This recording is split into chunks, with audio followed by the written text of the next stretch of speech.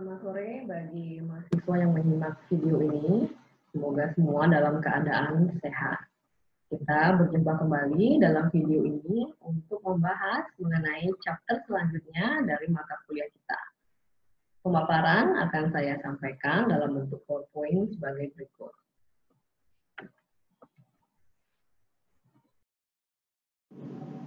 Pada video ini, saya akan memaparkan mengenai penetapan strategi produk. Poin-poin yang akan dibahas dalam video chapter ini adalah membangun dan mengelola produk mix atau rangkaian produk dan lini produk. Berikutnya adalah menggabungkan produk untuk menciptakan co-brand yang kuat. Dan yang terakhir adalah penggunaan packaging, label, dan juga garansi sebagai alat pemasaran. Kita masuk ke poin bahasan produk sistem dan mix. Product mix juga disebut dengan product assortment, yaitu rangkaian dari seluruh produk yang ditawarkan oleh penjual kepada konsumen. Salah satu contoh dari product mix adalah lini produk, yaitu contohnya adalah Michelin yang menawarkan 3 lini produk, yaitu ban, peta, dan layanan peratingan restoran. Contoh lain juga seperti di universitas, terdapat beberapa fakultas seperti FKIK, hukum, bisnis, teknik, dan lain sebagainya. Jadi fakultas ini dapat juga dikategorikan sebagai lini produk. Produk mix dari suatu perusahaan memiliki lebar, panjang, dan juga kedalaman dan konsistensi. Jadi faktor ini atau aspek-aspek ini diilustrasikan pada tabel berikutnya atau di slide berikutnya, yaitu contoh dari produk-produk P&G, yaitu Procter & Gamble. Pada tabel dapat dilihat rangkaian dari produk-produk yang ditawarkan oleh Procter & Gamble, tapi ini tidak semua karena ini hanya sebagian dari produk Procter & Gamble. Jadi pertama kita bahas mengenai width ya atau lebar dari produk mix. Jadi semua ini disebut produk mix, keseluruhan produk dari Procter Gamble disebut produk mix. Nah, kemudian lebar dari produk mix adalah sebanyak apa atau jumlah dari lini-lini produk yang ditawarkan oleh perusahaan. Di dalam ilustrasi ini lebar dari produk mix ada 6, yaitu deterjen, toothpaste atau pasta gigi, sabun batang, diapers atau pampers, kemudian produk-produk kertas. Jadi ada secara lebar terdapat 6 produk. Kemudian yang kedua adalah length of product mix. Jadi panjang dari produk mix ini, jadi ada berapa item di masing-masing lini. Seperti di lini deterjen terdapat 8 panjang produk, yaitu Ivory Snow, Draft, Tide, Cheer, dan seterusnya. Jadi ini adalah panjang dari lini produk deterjen. Kemudian di pasta gigi panjang lini produk ada 2, yaitu pasta gigi merek Glim dan juga Crest. Kemudian yang ketiga adalah kedalaman dari produk mix adalah sebanyak apa, merujuk pada sebanyak apa varian yang ditawarkan masing-masing produk di dalam lini tersebut. Contohnya kita ambil di produk deterjen merek Tide. Jadi Tide ini ditawarkan dalam 2 aroma, yaitu aroma Mountain Spring dan regular. Kemudian ditawarkan dalam 2 formulasi, yaitu formulasi deterjen cair dan juga bubuk, dan 2 bahan tambahan, yaitu dengan pemutih dan tanpa pemutih. Sehingga produk Tide ini memiliki kedalaman 8 jenis produk karena mereka memiliki 8 varian yang berbeda. Dalam menawarkan lini produk, perusahaan umumnya mengembangkan platform dasar atau basic yang dapat ditambahkan untuk dapat menyesuaikan dengan permintaan konsumen atau menyesuaikan permintaan konsumen di segmen-segmen yang berbeda. Jadi produsen mobil membangun atau mengembangkan mobil di seputar platform basic atau dasar. Pembangun rumah menunjukkan model home di mana pembeli dapat menambahkan fitur-fitur tambahan yang mereka inginkan.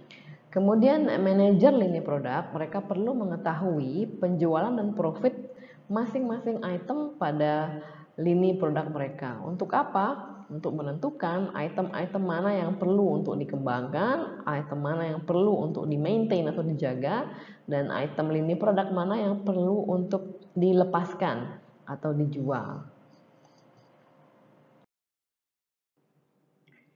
Tujuan perusahaan mempengaruhi panjangnya lini produk yang ditawarkan. Salah satu objektif adalah untuk menciptakan lini produk untuk mendorong konsumen melakukan upselling atau membeli lini produk yang lebih mahal. Contohnya adalah BMW. Jadi BMW ingin mendorong pelanggannya untuk membeli seri yang lebih mahal dari seri 3 menjadi ke seri 5. Kemudian dengan memperkenalkan lini ke-7, jadi BMW mencoba mendorong konsumennya untuk membeli seri ke-7 yang terbaru ini yang tentunya harganya lebih mahal pula. Tujuan yang lain adalah dari memperpanjang lini produk adalah untuk menciptakan lini produk yang memfasilitasi cross-selling, artinya membeli lini produk yang lain. Contohnya adalah Hewlett Packard atau HP. Selain menjual printer, HP juga menjual komputer. Jadi diharapkan pengguna komputer HP juga akan membeli printer keluaran HP. Tujuan lainnya adalah untuk menciptakan atau menawarkan lini produk untuk melindungi penjualan perusahaan pada saat ekonomi sedang membaik ataupun pada saat ekonomi sedang resesi. Contohnya adalah Electrolux yang menawarkan produk elektronik seperti kulkas, pencuci piring, dan vacuum cleaner mempergunakan nama-nama merek yang berbeda dengan level harga yang berbeda juga. Jadi nama merek A untuk level harga diskon atau level harga yang ditujukan bagi pasar menengah ke bawah, kemudian mempergunakan merek yang berbeda untuk menargetkan segmen pasar menengah, dan menggunakan nama merek yang berbeda untuk menargetkan segmen pasar premium. Tentunya 3 segmen ini mempergunakan atau membandrol dengan harga yang berbeda. Jadi tujuannya ini adalah untuk melindungi penjualan perusahaan pada saat ekonomi naik atau turun. Pada saat ekonomi sedang resesi, tentu konsumen tidak akan mampu membeli produk-produk yang berharga premium, sehingga konsumen-konsumen di harga premium akan bermigrasi ke produk-produk elektronik dengan harga middle ataupun dengan harga diskon, sehingga pada saat ekonomi resesi pun penjualan Electrolux tetap akan stabil atau setidaknya tidak menurun terlalu signifikan karena mereka menawarkan produk untuk segmen-segmen baik bawah, menengah maupun atas. Kemudian berikutnya, perusahaan yang mencari pertumbuhan pangsa pasar dan juga pertumbuhan penjualan yang cepat, mereka cenderung akan memperkenalkan lini produk yang banyak. Jadi dengan semakin banyak lini produk yang diperkenalkan ke pasar, akan semakin banyak juga penjualan sehingga pangsa pasar perusahaan akan meningkat. Sebaliknya, perusahaan yang ingin menekankan atau mencari profitabilitas yang tinggi akan cenderung menawarkan lini produk yang pendek atau produk yang tidak terlalu banyak. Jadi mereka akan memilih lini-lini produk, item-item yang sangat profitable dan tidak akan menjual lini produk yang kurang profitable, sehingga mereka hanya menjual produk-produk yang memberikan profit sangat tinggi.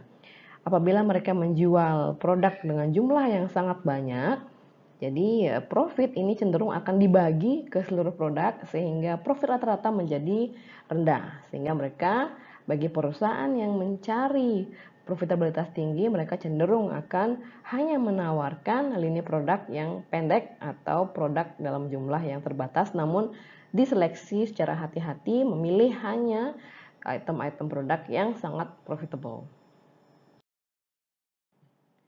Lini produk cenderung menjadi lebih panjang seiring dengan waktu.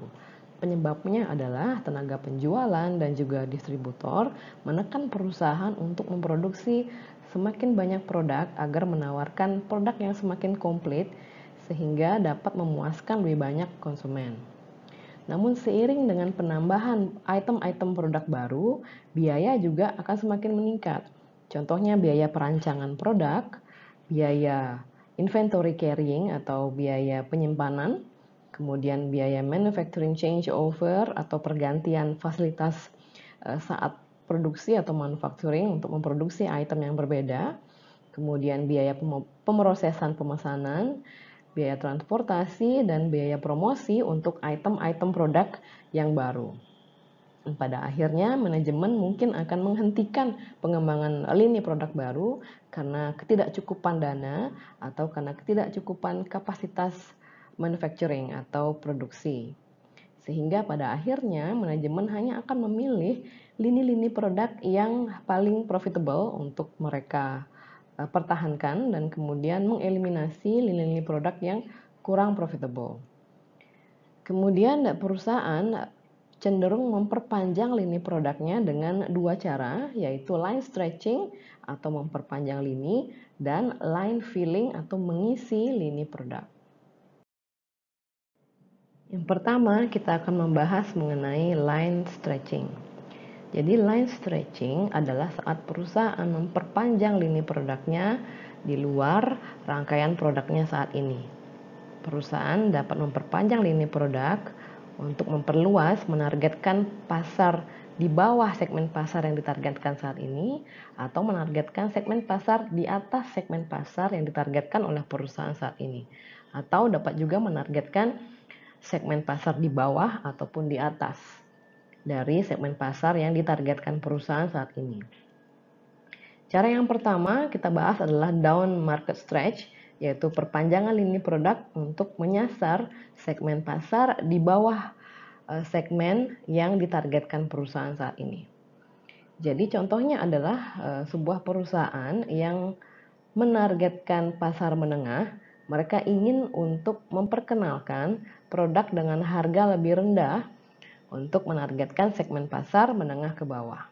Adapun alasannya adalah yang pertama, perusahaan mungkin memperhatikan adanya peluang pertumbuhan yang cukup kuat seiring dengan semakin meningkatnya jumlah retailer-retailer besar seperti Walmart, jika di sini ada Carrefour, Hypermart dan sebagainya.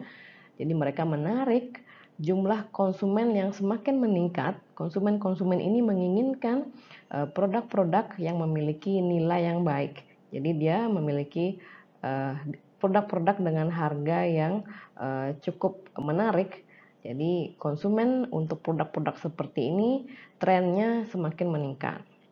Kemudian yang kedua, alasan kedua kenapa perusahaan melakukan down market stretch adalah perusahaan mungkin ingin untuk melakukan retaliasi dengan perusahaan atau kompetitor yang menargetkan pasar low end. Jadi perusahaan berencana untuk melakukan counter attack dengan memasuki segmen pasar yang lebih rendah. Jadi mungkin saja kompetitornya ini ingin memasuki pasar perusahaan saat ini sehingga perusahaan melakukan tindakan retaliasi atau retaliasi dengan memasuki pasar low end yang merupakan pangsa pasar kompetitornya yang ingin menyerang pangsa pasar perusahaan saat ini. Kemudian alasan yang ketiga adalah perusahaan mungkin telah menyadari bahwa segmen pasar mereka saat ini, yaitu segmen pasar menengah, itu cenderung stagnan atau menurun, sehingga penjualan tidak bertumbuh lagi secara signifikan, sehingga mereka berencana atau memutuskan untuk memasuki segmen pasar di bawahnya, yaitu menengah ke bawah, di mana mereka melihat pertumbuhan yang cukup baik pada segmen pasar tersebut. Perusahaan memiliki beberapa pilihan terkait dengan penamaan saat mereka melakukan down market stretch atau saat mereka memperkenalkan lini produk untuk segmen pasar di bawah pasar yang mereka targetkan saat ini. Pilihan penamaan yang pertama adalah mempergunakan nama merek untuk seluruh penawaran, baik itu penawaran di pasar segmen menengah, segmen atas maupun segmen bawah. Jadi contoh perusahaan yang mempergunakan strategi ini adalah Sony. Jadi Sony mempergunakan nama Sony pada berbagai produk di berbagai segmen pasar yang ditargetkan oleh Sony. Pilihan yang kedua adalah memperkenalkan nama yang berbeda untuk produk yang ditargetkan pada segmen pasar di bawah. Seperti Gap yang memperkenalkan lini produk untuk segmen pasar di bawah dan mempergunakan nama yang berbeda untuk lini produk tersebut, yaitu Old Navy. Jadi Old Navy ini adalah produk-produk keluaran Gap untuk segmen pasar di bawah dengan harga yang lebih terjangkau. Strategi ini cenderung lebih mahal untuk diimplementasikan dan berarti bahwa ekuitas merek harus dibangun dari nol karena tidak mempergunakan merek awal atau parent brand yaitu Gap yang sudah dikenal secara luas, namun Gap dalam ini produk ini memperkenalkan merek yang baru yaitu Old Navy. Artinya Gap harus membangun ekuitas merek ini dari nol, perkenalkan brand Old Navy ini kepada konsumen dari awal. Namun dengan cara ini, ekuitas merek dari parent brand yaitu Gap itu kurang lebih akan terproteksi, tidak terganggu dengan keluarnya lini produk yang lebih murah ini. Nama brand Gap tidak terganggu dan tetap dipersepsikan sebagai merek dengan produk berkualitas dengan harga yang cukup premium. Melakukan ekspansi ke segmen bawah mengandung resiko, seperti yang terjadi pada Kodak, mana Kodak memperkenalkan Kodak Funtime Film untuk berkompetisi dengan merek-merek yang memperkenalkan atau memproduksi film-film dengan harga lebih rendah. Namun permasalahannya adalah Funtime tidak dibanderol dengan harga yang cukup rendah untuk menyesuaikan dengan film-film berharga rendah yang diproduksi oleh kompetitor. Yang terjadi juga adalah pelanggan reguler dari Kodak justru membeli Funtime karena harganya yang lebih murah. Jadi hal ini disebut dengan kanibalisasi, di mana Funtime mengkanibalisasi core brandnya yaitu Kodak. Hasilnya Kodak menarik Funtime dari pasar dan citra kualitas di mata konsumen terhadap Kodak menjadi menurun. Namun di sisi lain, Mercedes justru dengan sukses mampu memperkenalkan Mercedes C-Class dengan harga yang jauh lebih rendah dari harga-harga produk Mercedes yang reguler. Jadi dengan C-Class cars yang dihargai lebih murah ini tidak mempengaruhi penjualan Mercedes, mobil Mercedes yang berharga jauh di atas itu, yaitu $100.000 pada saat itu. Setelah membahas down market stretch, kali ini kita akan membahas up market stretch, yaitu perusahaan menginginkan untuk memperluas pasarnya ke segmen pasar atas dengan memperkenalkan lini produk yang ditujukan untuk segmen pasar tersebut. Jadi tujuannya adalah melakukan upscale, adalah untuk mencari pertumbuhan yang lebih tinggi di segmen pasar kelas atas, juga untuk memperoleh margin profit yang lebih tinggi, dan juga untuk memposisikan diri mereka sebagai produsen untuk seluruh lini atau full line manufacturers, jadi memproduksi produk untuk semua segmen. Banyak pasar yang memiliki segmen kelas atas yang cukup surprising atau cukup menarik, seperti Starbucks pada pasar kopi, kemudian merek Häagen-Dazs yang merupakan merek kelas atas pada pasar es krim, dan Evian pada pasar air mineral dalam kemasan. Contoh yang lain adalah perusahaan otomobil dari Jepang masing-masing telah memproduksi mobil yang ditargetkan untuk segmen kelas atas, seperti Lexus yang merupakan keluaran dari Toyota, Infiniti dari Nissan, dan Acura dari Honda. Jadi banyak perusahaan yang menargetkan segmen kelas atas, mereka mempergunakan nama yang benar-benar baru, yang tidak sama sekali berafiliasi atau tidak mempergunakan nama parent brandnya. Karena konsumen kelas atas tidak ingin untuk mengkonsumsi produk-produk yang ada kaitannya dengan merek-merek yang ditargetkan untuk segmen kelas menengah. Jadi mereka menginginkan nama brand yang betul-betul baru yang memang dikaitkan atau merepresentasikan segmen kelas atas ini. Beberapa brand juga mempergunakan modifiers atau memodifikasi nama brandnya untuk mensinyal atau mensignaling peningkatan kualitas. Seperti Pampers mempergunakan modifier ultra dry, jadi menjadi ultra dry Pampers.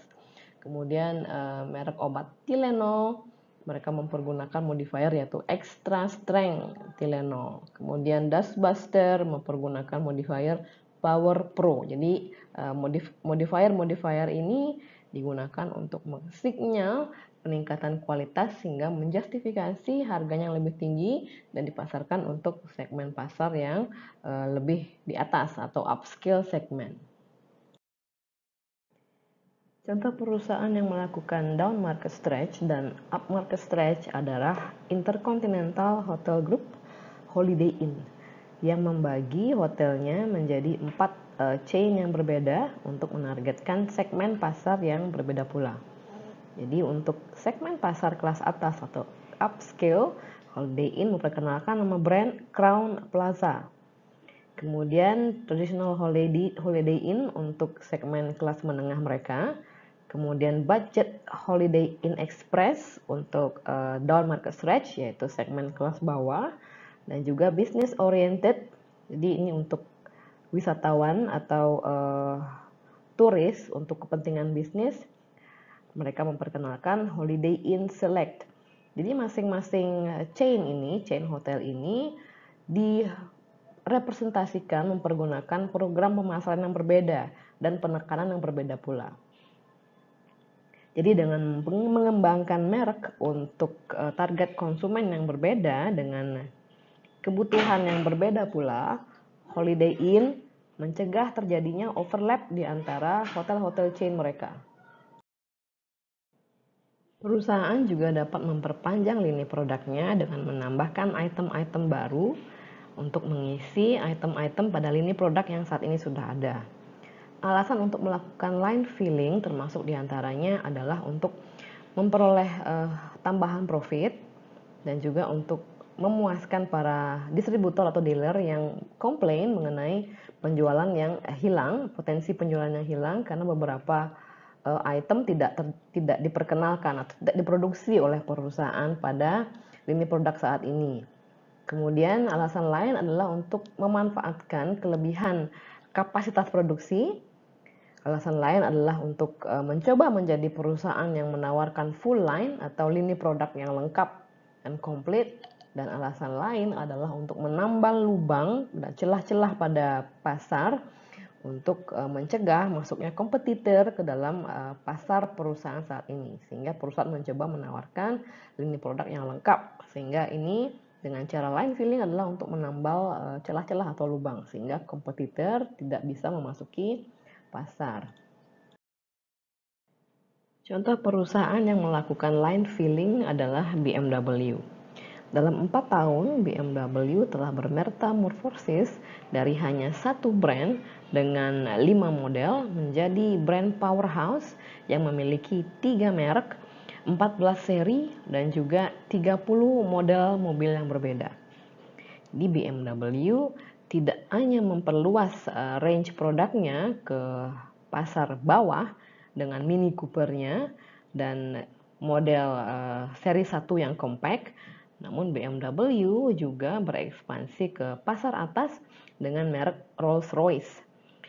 Di samping itu, BMW juga mengisi gap di antara lini-lini produknya dengan memperkenalkan X3, seri X5, dan juga X6 untuk kendaraan bertipe sport. Kemudian memperkenalkan Z4 Roadster, yaitu mobil dengan 2 seating dan kap terbuka, dan juga memperkenalkan seri 6 Coupe. Perusahaan ini telah dengan sukses mengisi lini produknya untuk semakin memboosting daya tariknya kepada orang-orang yang kaya, orang-orang yang super kaya, dan juga orang-orang yang ingin menjadi kaya atau ingin terlihat kaya. Jadi semua ini tanpa melenceng dari positioning brand BMW yang premium. Setelah itu BMW juga akan merancang produk mobil yang environmentally friendly atau ramah lingkungan untuk diperkenalkan. Dalam penetapan harga produk mix, perusahaan berusaha untuk menetapkan harga yang dapat memaksimalkan profit dari seluruh rangkaian produk yang ditawarkan. Terdapat beberapa strategi product mix pricing. Yang pertama adalah product line pricing. Jadi perusahaan umumnya memperkenalkan beberapa lini produk dan alih-alih memperkenalkan hanya satu produk saja. Dan dengan beberapa lini produk tersebut mereka juga menetapkan beberapa tingkatan harga. Contohnya adalah pada toko pakaian pria, umumnya memperkenalkan atau menawarkan setelan pria dengan tingkatan harga berbeda-beda. Umumnya adalah 3 tingkatan, yaitu rendah, average, dan harga tinggi. Yang diasosiasikan oleh konsumen memiliki kualitas yang low atau rendah, kualitas yang rata-rata, dan kualitas tinggi. Jadi ini menjadi tugas penjual untuk membentuk persepsi kualitas di benak konsumen bahwa terdapat perbedaan tingkatan kualitas di antara ketiganya. Sehingga ini menjustifikasi mengapa setelan pria itu dibanderol dengan 3 tingkatan harga yang berbeda. Kemudian strategi product mix pricing yang kedua adalah penetapan harga opsional dan berdasarkan atas features. Jadi beberapa perusahaan atau banyak perusahaan mereka menawarkan produk-produk opsional atau fitur-fitur yang opsional bisa ditambahkan atau di request oleh konsumen, tentunya dengan tambahan harga. Contohnya adalah konsumen mobil yang membeli mobil, contohnya Subaru, di mana yang standar dihargai dengan harga sekian. Subaru dengan fitur-fitur tambahan tentunya dibanderol dengan harga yang lebih mahal. Dan di restoran juga, beberapa restoran mereka menetapkan harga yang tinggi untuk minuman dan menetapkan harga yang standar atau average atau rendah untuk makanannya. Jadi dalam kasus ini, harga makanan itu atau pendapatan makanan digunakan untuk menutupi biaya, dan pendapatan dari penjualan minuman seperti minuman keras itu adalah pendapatan yang memproduksi profit. Jadi ini menjelaskan mengapa seringnya waiter itu sangat membujuk konsumennya untuk membeli minum dan membeli lagi. Namun ada juga restoran yang menetapkan harga minuman kerasnya cukup rendah dan harga makanannya tinggi, yang ini bertujuan untuk menarik kumpulan orang-orang yang datang untuk minum-minum. Strategi product mix pricing yang ketiga adalah captive product pricing. Beberapa produk membutuhkan penggunaan produk tambahan untuk dapat mengoperasikan produk inti mereka. Contohnya adalah produk alat cukur dengan produk tambahan yaitu razor blade. Jadi produsen dari alat cukur ini umumnya menetapkan markup yang tinggi pada produk pelengkapnya yaitu razor blade. Contoh lain adalah perusahaan produsen cellular phone yaitu AT&T. Mereka memberikan cellphone mereka dengan gratis apabila konsumennya berkomitmen untuk membeli layanan telepon selama 2 tahun sekaligus. Namun apabila produk pelengkap ini dibanderol dengan harga terlalu tinggi di pasaran, ini dapat menimbulkan terjadinya pemalsuan dan munculnya produk-produk substitusi yang akhirnya dapat menurunkan penjualan perusahaan. Contohnya saat ini konsumen dapat membeli cartridge refills untuk printer mereka dari supplier-supplier diskon dan mereka dapat menghemat 20-30% dibandingkan jika mereka membeli cartridge refills langsung dari produsen resminya. Kemudian strategi product mix pricing berikutnya adalah two-part pricing. Jadi penyedia jasa umumnya menetapkan harga dua bagian yang terdiri atas fixed fee atau tarif tetap dan juga tarif penggunaan yang bersifat variabel. Contohnya adalah produsen cellphone, di mana pengguna dari cellphone ini membayar biaya bulanan yang tetap dan ditambah cas tambahan untuk panggilan-panggilan telepon yang mereka lakukan yang melebihi dari waktu yang dialokasikan. Contoh lain adalah taman hiburan yang mencas biaya admission atau biaya masuk sejumlah tertentu, di mana nantinya konsumen setiap akan menaiki atraksi-atraksi tertentu seperti roller coaster dan karusel dan lain sebagainya, mereka akan dikenakan cas tambahan. Jadi strateginya adalah menetapkan fixed fee yang cukup rendah. Artinya biaya tetap ini cukup rendah, contohnya adalah tiket masuk yang cukup rendah. Ini bertujuan untuk menarik konsumen untuk datang dan membeli. Profit pada akhirnya akan datang dari tarif-tarif yang dibebankan pada konsumen untuk mempergunakan jasa tersebut. Strategi product mix pricing berikutnya adalah product bundling pricing. Contohnya adalah suatu agensi talent dapat memasarkan aktor mereka yang sedang in demand kepada suatu produksi film hanya jika perusahaan film tersebut juga bersedia menerima talent-talent mereka yang lain seperti sutradara, penulis, ataupun aktor lainnya. Jadi ini merupakan bentuk tied-in sales atau bundling. Namun terdapat juga pelanggan atau customer yang tidak ingin untuk membeli produk bundling dan mereka ingin produk tersebut untuk di unbundling. Jadi produsen juga bisa menawarkan produk unbundling ini namun tetap memperoleh profit. Contohnya adalah apabila suatu penjual mereka dapat menghemat $100 dengan tidak menjual salah satu produk atau satu produk mereka yang dibundling tersebut, dan mereka memberikan pengurangan harga sebesar $80 pada konsumen. Artinya mereka dengan menjual produk unbundling mereka tetap bisa memperoleh profit atau bahkan penambahan profit sebesar $20. Poin bahasan berikutnya adalah co-branding. Co-branding ini adalah menggabungkan dua atau lebih merek yang sudah terkenal menjadi suatu produk yang dipasarkan secara bersama-sama. Keunggulan dari co-branding adalah produk yang di co-branding ini dapat sangat meyakinkan secara positioning di benak konsumen karena mereka menggabungkan nama besar brand-brand yang tergabung di dalamnya. Ini co-branding dapat menghasilkan penjualan yang lebih besar dari pasar yang existing atau yang pasar yang sudah ada dan membuka peluang baru bagi konsumen yang baru untuk mencoba.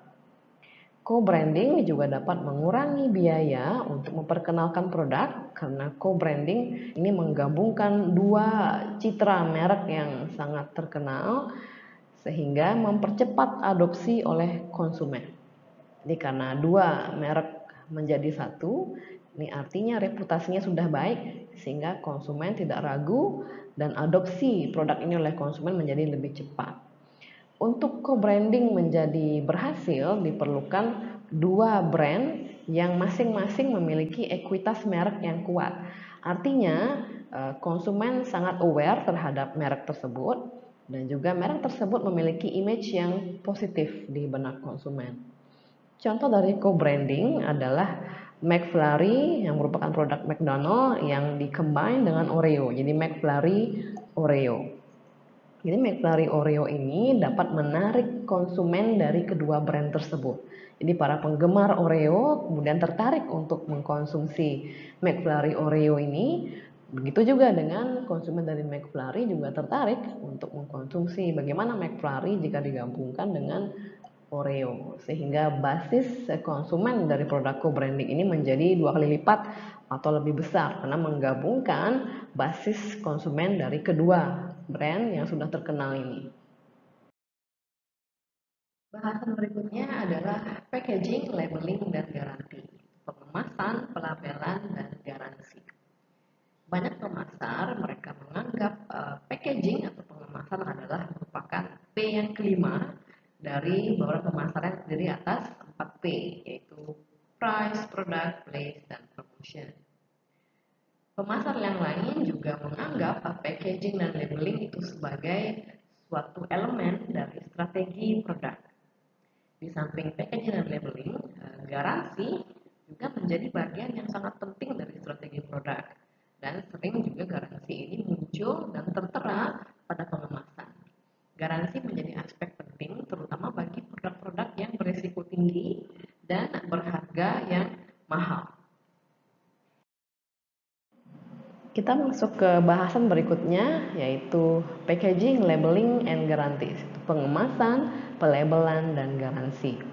Banyak pemasar yang menganggap bahwa pengemasan atau packaging merupakan P yang kelima dari bauran pemasaran yang terdiri atas 4 P, yaitu price, product, place, dan promotion.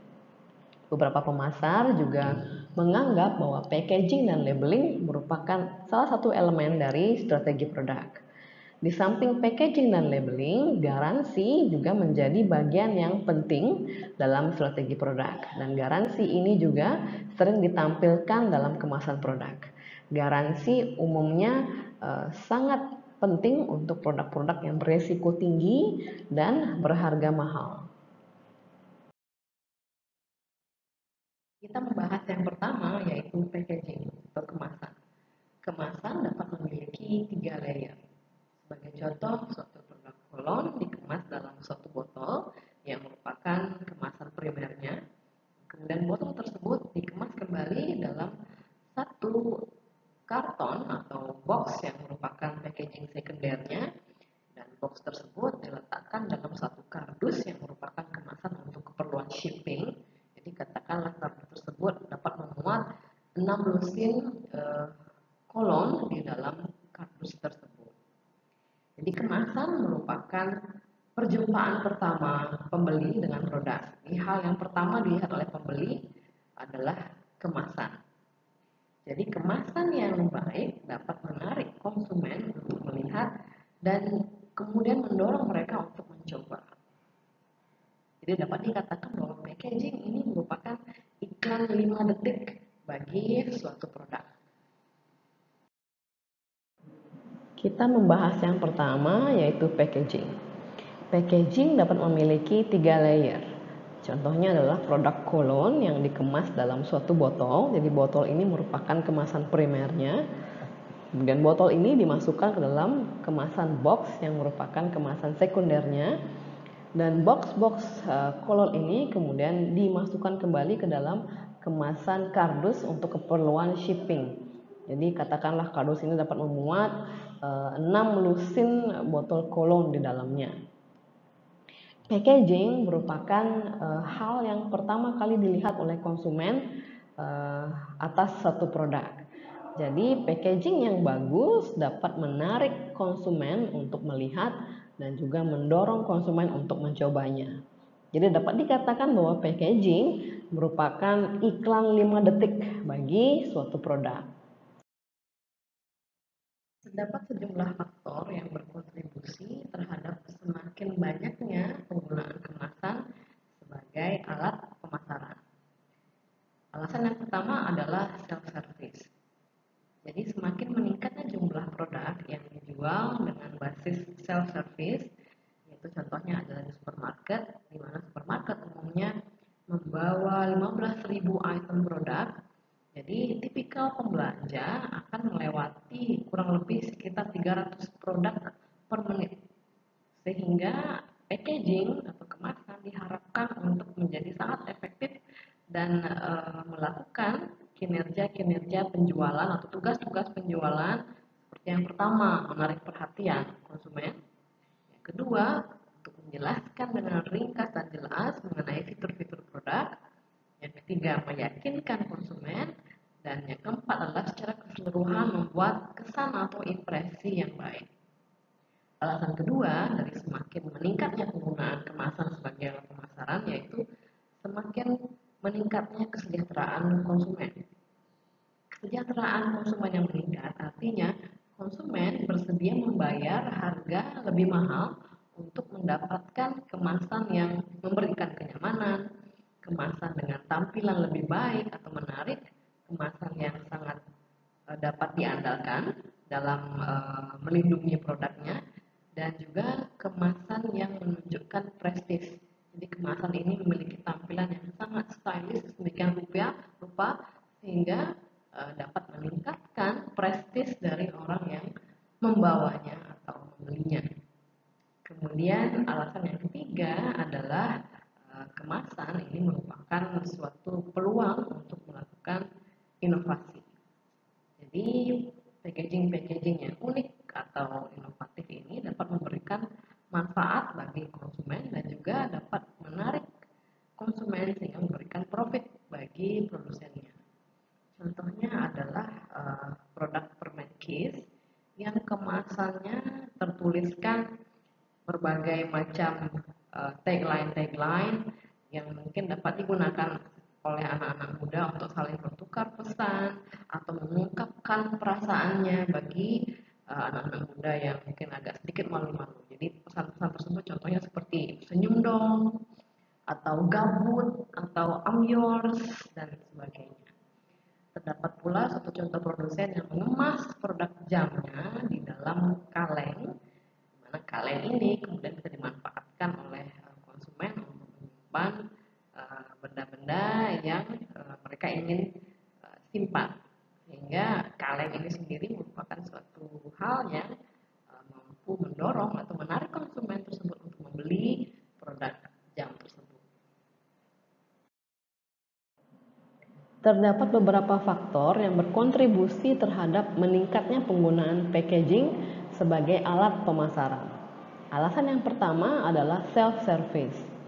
Jadi semakin banyak produk yang dijual pada basis self-service. Jadi secara rata-rata supermarket katakanlah memiliki menjual item sebanyak 15.000 di dalam supermarket. Jadi di mana tipikal pembeli akan melewati kurang lebih 300 produk per menit. Sehingga kemasan harus sangat efektif dalam melakukan tugas-tugas penjualan, yaitu diantaranya yang pertama untuk menarik perhatian, yang kedua menjelaskan fitur-fitur produk secara ringkas dan juga jelas, berikutnya adalah meyakinkan konsumen, dan terakhir membuat impresi atau kesan keseluruhan yang positif. Alasan yang kedua, mengapa packaging menjadi alat pemasaran yang semakin banyak digunakan adalah karena kesejahteraan konsumen yang semakin meningkat. Kesejahteraan yang meningkat artinya bahwa konsumen bersedia untuk membayar harga yang lebih mahal untuk packaging yang memberikan kenyamanan, packaging yang terlihat menarik, packaging yang dapat diandalkan, dan packaging yang dapat memunculkan suatu aura prestis bagi para penggunanya. Contohnya adalah para wanita pengguna kosmetik, di mana mereka cenderung memilih kosmetik dengan packaging yang mewah, sehingga saat mereka harus touch up di depan teman-temannya, jadi kosmetik tersebut mencitrakan bahwa sang pengguna adalah memakai produk-produk yang mahal dan prestis. Alasan ketiga adalah untuk peluang untuk melakukan inovasi. Jadi packaging ini juga merupakan suatu ruang atau sarana untuk melakukan suatu inovasi yang memberikan manfaat bagi konsumen dan memberikan profit bagi produsennya. Contohnya adalah produsen permen Kiss, di mana dalam kemasan permen Kiss tersebut tertulis berbagai pernyataan singkat atau quote singkat, tagline yang digunakan oleh anak-anak muda untuk berkomunikasi antar sesamanya. Jadi tagline ini dapat berupa contohnya adalah senyum dong, gabut, atau I'm yours. Jadi ini juga bisa digunakan oleh anak-anak muda untuk mengungkapkan perasaannya kepada teman-temannya, terutama bagi yang sedikit malu-malu. Dan dengan kemasan yang inovatif ini tentu akan meningkatkan jumlah penggunanya dan konsumennya sehingga menghasilkan profit bagi produsennya. Contoh lain adalah produk jam yang dikemas dalam kemasan kaleng, di mana kaleng ini kemudian dapat digunakan oleh si pengguna untuk menyimpan berbagai barang. Jadi ini kemasan kaleng ini juga menjadi salah satu faktor yang berkontribusi terhadap keputusan konsumen untuk membeli produk jam tersebut. Setelah perusahaan merancang kemasannya, perusahaan perlu melakukan tes terhadap kemasan tersebut. Yang pertama adalah engineering test, untuk memastikan bahwa kemasan dapat bertahan di bawah kondisi normal. Kedua adalah tes visual, bahwa tulisan atau skrip dalam kemasan tersebut dapat terbaca dengan jelas dan warna-warnanya membentuk suatu nuansa yang harmonis. Kemudian tes dealer atau distributor, memastikan bahwa dealer merasa packaging tersebut menarik atau atraktif dan juga mudah untuk dihandle. Kemudian terakhir adalah tes consumer atau konsumen, di mana konsumen akan merespon produk tersebut dengan positif melihat dari kemasannya. Salah satu cara yang digunakan untuk melakukan buyer test adalah meletakkan hidden camera di belakang susunan produk tersebut untuk menilai seberapa banyak konsumen yang memperhatikan produk dari kemasannya. Contohnya adalah perusahaan kompleks Cook Medicine yang melakukan tracking research dengan menempatkan hidden camera. Mereka menemukan bahwa mempergunakan kemasan mereka yang lama, hanya 50% konsumen memperhatikan produk mereka. Sedangkan saat diganti dengan kemasan yang baru, terjadi peningkatan menjadi 62% konsumen memperhatikan produk mereka yang dipajang di rak supermarket. Setelah perusahaan merancang kemasannya, maka perusahaan perlu melakukan tes terhadapnya. Tes yang pertama adalah engineering test, untuk memastikan bahwa kemasan dapat bertahan di bawah kondisi normal. Kemudian tes kedua adalah visual test, di mana skrip atau tulisan pada kemasan dapat terbaca dengan jelas dan penggunaan warna-warnanya harmonis. Tes yang ketiga adalah dealer test atau tes distributor, di mana distributor diharapkan dapat merasa bahwa packaging itu adalah packaging yang cukup atraktif dan juga mudah untuk dihandle.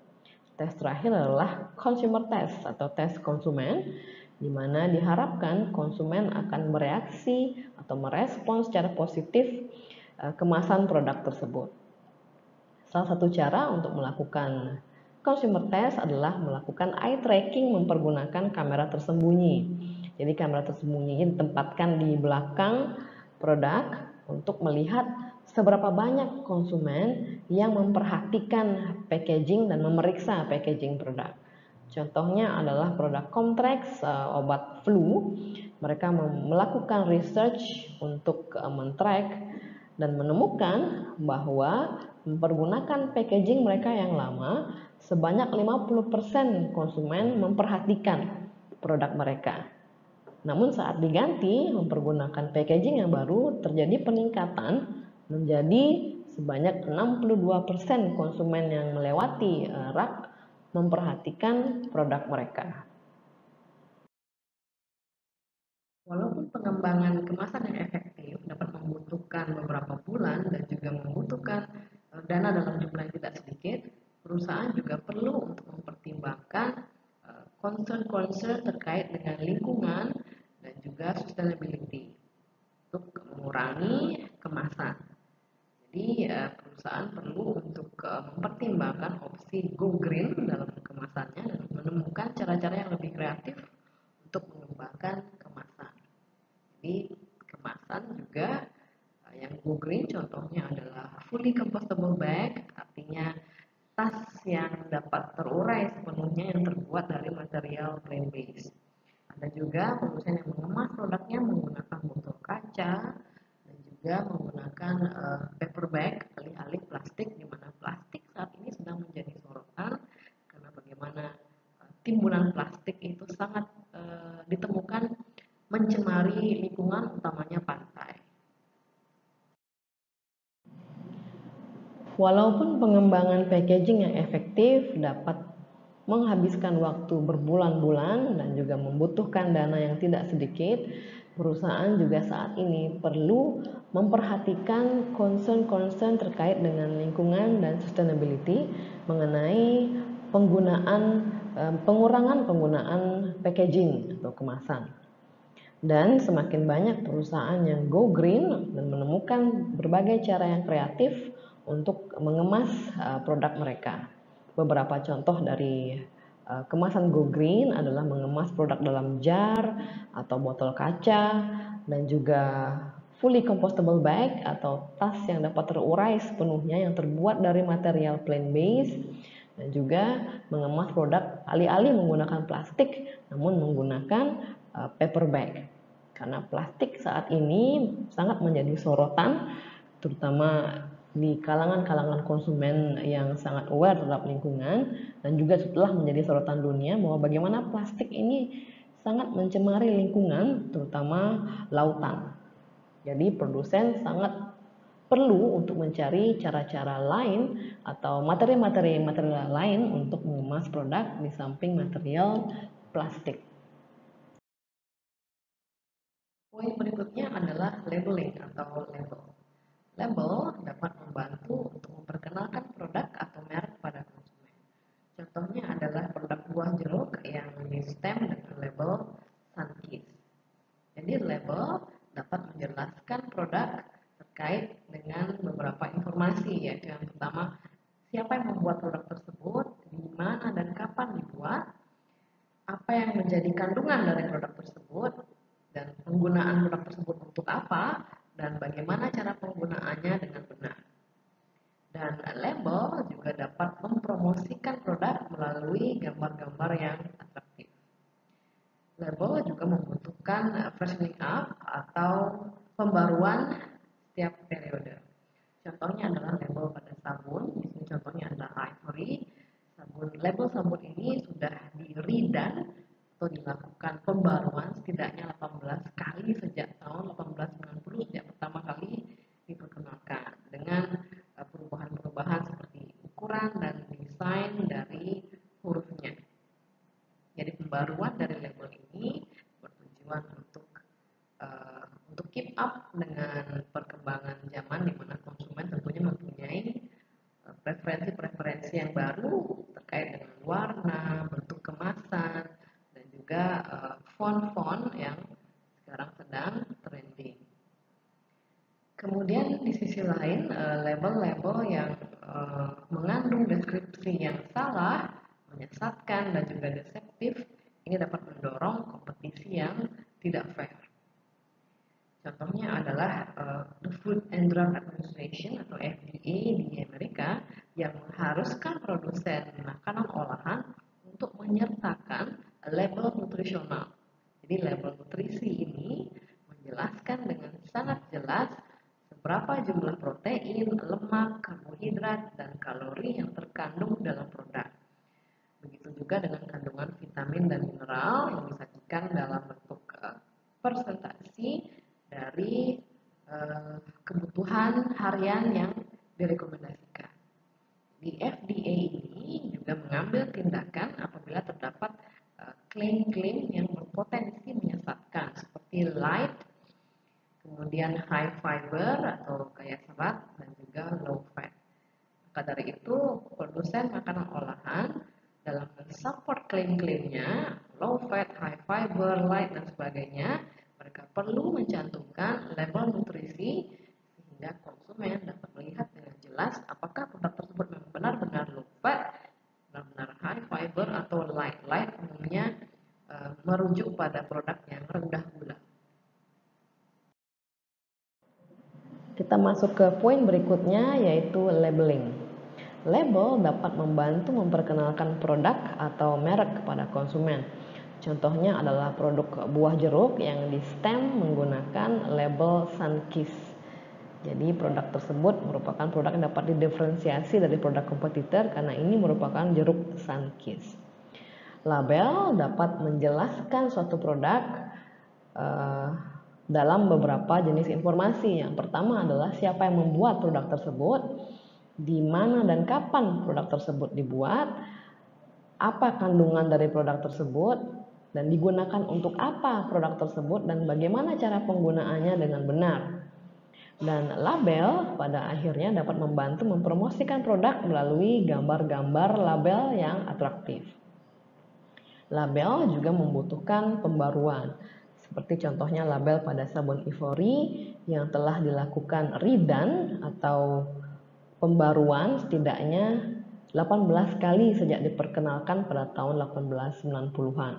Di label ini dirubah dalam hal ukuran dan desain dari hurufnya. Jadi label-label juga membutuhkan pembaruan untuk semakin menyesuaikan dengan zaman dan selera konsumen akan warna-warna terbaru atau jenis font yang terbaru. Dan label-label juga tidak disarankan untuk memuat informasi yang salah, menyesatkan, dan deceptif, di mana label-label seperti ini dapat menyebabkan kompetisi yang tidak fair. Contohnya adalah Food and Drug Administration atau FDA di Amerika. Mereka mengharuskan produsen produk-produk makanan olahan untuk menyertakan label nutrisi yang dengan jelas mencantumkan jumlah protein, lemak, karbohidrat, dan kalori yang terkandung dalam produknya. Begitu juga kandungan vitamin dan mineral yang disajikan dalam bentuk percentage dari rekomendasi kebutuhan harian. Di FDA, mereka mengambil tindakan untuk deskripsi-deskripsi yang menyesatkan, yang memiliki potensi menyesatkan, seperti deskripsi produk light. Umumnya light ini merujuk pada produk yang rendah gula. Kemudian klaim-klaim menyesatkan seperti high fiber atau tinggi serat dan low fat atau rendah lemak. Untuk itu, bagi produsen yang mengklaim produknya dengan klaim-klaim seperti ini, mereka wajib untuk mencantumkan label nutrisi yang memuat informasi-informasi mengenai kandungan nutrisi dari produk. Jadi ini merupakan informasi yang dapat menjustifikasi alasan mereka untuk memberi tagline low fat, high fiber, dan sebagainya pada produk mereka, sehingga konsumen dapat memeriksa sendiri apakah produk tersebut memang benar-benar low fat, benar-benar high fiber, atau benar-benar light dengan cara menyimak label nutrisi yang dicantumkan pada kemasan produk. Bahasan berikutnya adalah garansi. Garansi dapat membantu menurunkan persepsi risiko di benak konsumen. Garansi juga menunjukkan bahwa produk adalah produk yang berkualitas tinggi dan kinerjanya dapat diandalkan. Garansi terutama sangat membantu apabila produk perusahaan ini kurang terkenal dan apabila suatu produk ini mahal. Jadi jika produk yang mahal dianggap berisiko tinggi oleh konsumen karena apabila tidak bekerja dengan baik, maka konsumen akan mengalami kerugian yang cukup besar. Sehingga untuk produk-produk yang mahal ini sangat diperlukan adanya garansi. Bahasan berikutnya adalah garansi. Garansi dapat menurunkan persepsi risiko di benak konsumen. Garansi juga memberikan sinyal bahwa produk tersebut adalah produk berkualitas tinggi dan kinerjanya dapat diandalkan. Garansi sangat membantu saat produk perusahaan ini merupakan produk yang kurang dikenal dan juga produk yang berharga mahal. Karena saat konsumen membeli barang dengan harga mahal, persepsi resiko di benak mereka sangat tinggi. Karena apabila produk tersebut tidak berkinerja sesuai dengan klaimnya, konsumen akan mengalami kerugian yang cukup besar. Sehingga produk-produk yang mahal dan kurang dikenal akan sangat terbantu oleh garansi untuk meyakinkan konsumen membeli produk tersebut. Demikian paparan saya mengenai chapter ini, semoga dapat diterima dan dipahami dengan baik. Kita berjumpa kembali di video berikutnya. Terima kasih atas atensinya. Selamat sore.